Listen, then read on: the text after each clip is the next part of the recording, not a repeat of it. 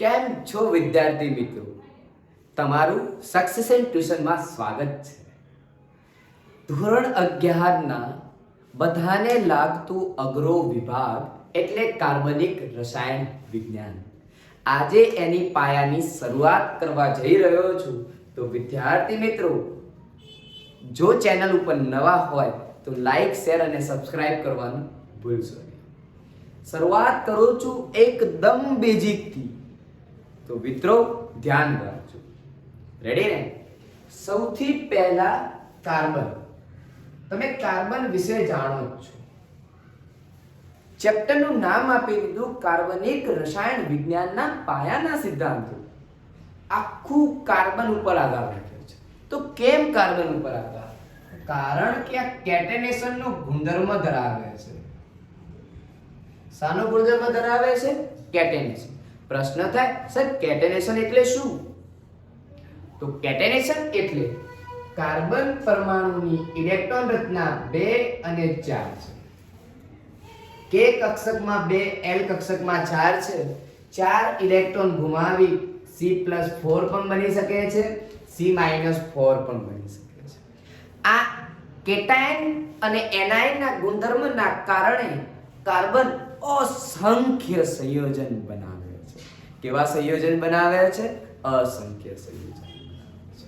તો એના કારણે આના અસંખ્ય સંયોજનો જોવા મળે છે. સૌથી પહેલા એફ બોલર નામના વૈજ્ઞાનિક હતા, જેમને અકાર્બનિકમાંથી કાર્બનિક રસાયણ વિજ્ઞાન શોધી કાઢ્યું હતું. પ્રયોગશાળામાં બનાવવામાં આવે છે કાર્બનિક રસાયણ વિજ્ઞાન. આગળ વધીએ મિત્રો. સૌથી પહેલા વાત કરીએ કે કાર્બનિક સંયોજનો બને છે કઈ રીતે. તમે વિચારો કે તમારા ભાઈબંધ જોડે કઈ રીતે આ ભાઈબંધીનો બંધ બન્યો છે, કઈ રીતે જોડાણ થયેલું છે. તો તમારા અને તમારા મિત્ર વચ્ચે કંઈક બોન્ડિંગ છે, કંઈક બંધ બન્યો છે. સાચી વાત ને? ઘણા બધા અલગ અલગ ફ્રેન્ડ્સ હશે, બોયઝ ગર્લ્સ અલગ અલગ હશે. તો એમના વચ્ચે કેવા પ્રકારનો બંધ બને છે એ જોવાનું છે. કાર્બન ચતુસંયોજકતા હોવાના કારણે કાર્બનની ચતુસંયોજકતા હોવાના કારણે કાર્બન પોતે 4 બંધ બનાવી શકે છે પોતાની આસપાસ. એકમાત્ર નાનું ઉદાહરણ લઉં કે કાર્બન પોતાની બાહ્યતમ કક્ષકમાં રહેલા 4 ઇલેક્ટ્રોન એ હાઇડ્રોજનની બાહ્યતમ કક્ષકમાં રહેલા ઇલેક્ટ્રોન વચ્ચે ઇલેક્ટ્રોનની ભાગીદારી કરી અને જે બંધ બનાવે છે આને કહેવામાં આવે છે સહસંયોજક બંધ. આને કહેવાય સહસંયોજક બંધ. આને કહેવાય મિત્રો સહસંયોજક બંધ. એમના વચ્ચે જેટલા બંધ એક લીટી દ્વારા દર્શાવવામાં આવે તો એને સહસંયોજક બંધ, અને આનું બીજું નામ એક જ લીટીથી જોડાયેલું હોવાથી એક બંધ કહેવામાં આવે છે. અને આ જેટલા એક બંધ હોય છે એ દરેકને આ બંધના પ્રકાર આપી દીધા. સિગ્મા બંધ કહેવામાં આવે છે. તો કેટલા સિગ્મા બંધ જોવા મળે છે? સૌથી પહેલો જે બંધ બને એને સિગ્મા બંધ કહેવામાં આવે છે. તમારી કોઈ પણ જોડે સૌથી પહેલા જે સંબંધ સ્થપાય એને મિત્રતા કહેવામાં આવે છે. મિત્રતા પછી તમારા અલગ અલગ રૂપમાં ધારણ કરે છે. રેડી ને મિત્રો? યાદ રાખજો. તો આ થઈ ગયો સિગ્મા બંધ. રેડી? એક નાનકડું બીજું ઉદાહરણ આપું. સિગ્મા બંધ છે તો તમને પ્રશ્ન થાય, સાહેબ બીજો વળી કયો બંધ હોય? તો બીજો બંધ છે પાઈ બંધ. આ પાઈ બંધ કઈ રીતે મળે છે એની વાત કરું તો જ્યારે ઇલેક્ટ્રોન વાદળ આ રીતે પોતાના ઇલેક્ટ્રોન વચ્ચે ભાગીદારી થાય ત્યારે એના વચ્ચે જે બંધ બને છે એને કહેવામાં આવે છે, અહીંયા 1 2 અને અહીંયા પાઈ બંધ છે. એનો મતલબ કે કેન્દ્રથી અક્ષથી દૂર, અક્ષથી આને અક્ષ કહેવામાં આવે, અક્ષથી દૂર જ્યારે કક્ષકોનું સંમિશ્રણ થાય છે ત્યારે તમને જે બંધ મળે છે આનું રૂપાંતરણ થઈ આ રીતનું સંયોજન મળશે, જ્યાં તમને એક સિગ્મા બંધ અને એક પાઈ બંધ મળે છે. પાઈ બંધ કઈ રીતે મળે છે? દૂર, અક્ષથી દૂર જ્યારે કક્ષકોનું સમિશ્રણ થાય છે ત્યારે પાઈ બંધ બને છે. જ્યાં જ્યાં સિંગલ બંધ હશે બધા સિગ્મા બંધ કહેવામાં આવશે. રેડી ને મિત્રો? આટલી વસ્તુને નોંધી લેજો. જો ખબર ના હોય તો આજે બેઝિક થી ભણાવું છું, ભણી લેજો તન મન અને ધન થી. એક વસ્તુને યાદ રાખજો, જો કેમિસ્ટ્રીને સરળ બનાવવું હોય ને તો આના સિવાય કોઈ મોટો વિકલ્પ નથી.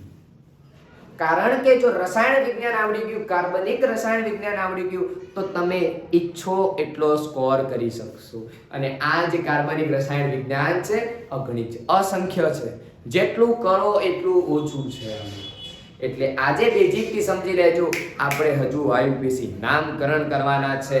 કેવી રીતે નામકરણ કરાય? એક કાર્બનને શું કહેવાય, બે ને શું કહેવાય, ત્રણ ને શું કહેવાય? એના પહેલા એક બીજું ભણી લઈએ જેને કહેવામાં આવે છે primary carbon, secondary carbon, tertiary carbon, ચતુર્થક કાર્બન વિશે વાત કરી લઈએ મિત્રો. રેડી ને? તો સૌથી પહેલા પ્રાઇમરી કાર્બન કોને કહેવામાં આવે છે?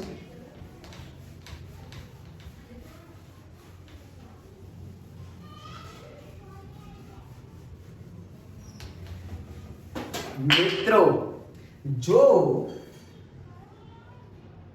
Primary carbon, secondary carbon, tertiary carbon, ચતુર્થક કાર્બન. પ્રાઇમરી કાર્બન કોને કહેવાય? તો જેમાં કાર્બન બીજા એક જ કાર્બન સાથે જોડાયેલો હોય. જો તમે બે મિત્રો બંને એકલા જ હોય, તમારી સાથે બીજો કોઈ મિત્રતા ના હોય તો એને કહેવાય પ્રાઇમરી. સૌથી પહેલા તમારો જે મિત્ર બને તમારો પ્રાથમિક મિત્ર બની જાય છે, પહેલો જ મિત્ર બની જાય છે.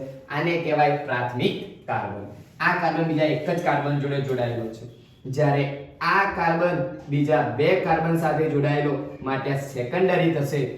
આ કાર્બન બીજા એક જ કાર્બન સાથે એટલે પ્રાઇમરી. આ કાર્બન બીજા એક જ કાર્બન સાથે એટલે પ્રાઇમરી. આની આ જ વાત જો આ રીતે કરું,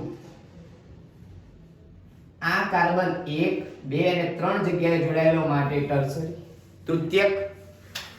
આ પ્રાઇમરી, આ પણ પ્રાઇમરી, આ પણ. રેડી? અહીંયા જુઓ મિત્રો, ચારે ચાર કાર્બન સાથે જોડાયેલો છે. બહુ સારો, જો તમારા રૂમમાં બહુ હેન્ડસમ છોકરો હશે તો એના ચાર બંધ બનેલા હશે.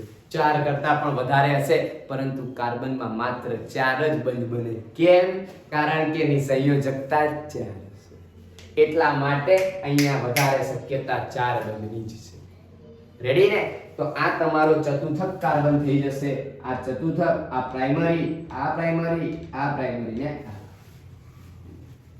બીજું તમે સાંભળ્યું હશે પ્રાઇમરી હાઇડ્રોજન, સેકન્ડરી હાઇડ્રોજન. જોઈ લો મિત્રો એ પણ.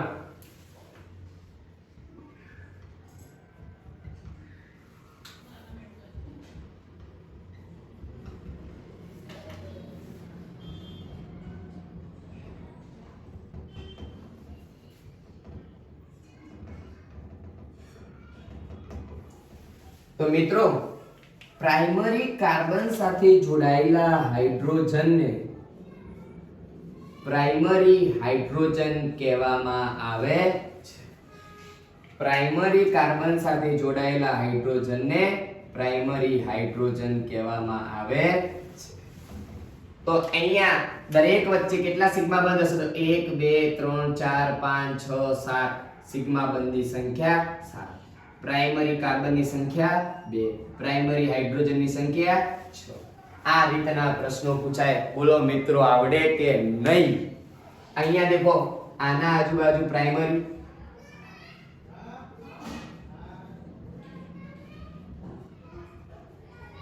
રેડી? તો અહીંયા તમે કહો કે આ પ્રાઇમરી કાર્બન છે, એના સાથે જોડાયેલા હાઇડ્રોજન બધા પ્રાઇમરી થશે. સેકન્ડરી કાર્બન છે, એના સાથે જોડાયેલા બધા હાઇડ્રોજન સેકન્ડરી, આ પ્રાઇમરી. રેડી? તો અહીંયા સિગ્મા બંધની સંખ્યા ગણું 1 2 3 4 5 6 7 8 9 અને 10 સિગ્મા બંધ. પ્રાઇમરી કાર્બન કેટલા? 1 અને 2. સેકન્ડરી કાર્બન કેટલા? 1. પ્રાઇમરી હાઇડ્રોજન કેટલા? 1 2 3 4 5 અને 6. સેકન્ડરી હાઇડ્રોજન કેટલા? 1 અને 2. રેડી મિત્રો? શું આવડશે આટલું? એકદમ સરળ છે. જો મનથી કરશો તો 100% આવડી જશે. એક વખત ખાલી લખી લેજો નોટબુકમાં, કારણ કે તમે નહીં તો તમારા છોકરોને કામ આવશે. 100%.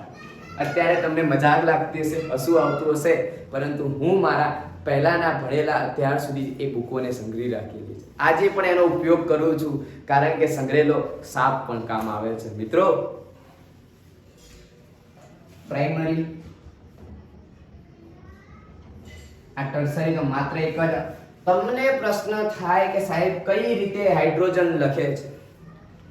તો કાર્બનની ચતુસંયોજકતા પૂર્ણ કરવા માટે હાઇડ્રોજનની જરૂર પડે છે. જેટલા 4 બંધ બનાવવા માટે જેટલા ખૂટતા હોય એટલા હાઇડ્રોજન મૂકવામાં આવે છે.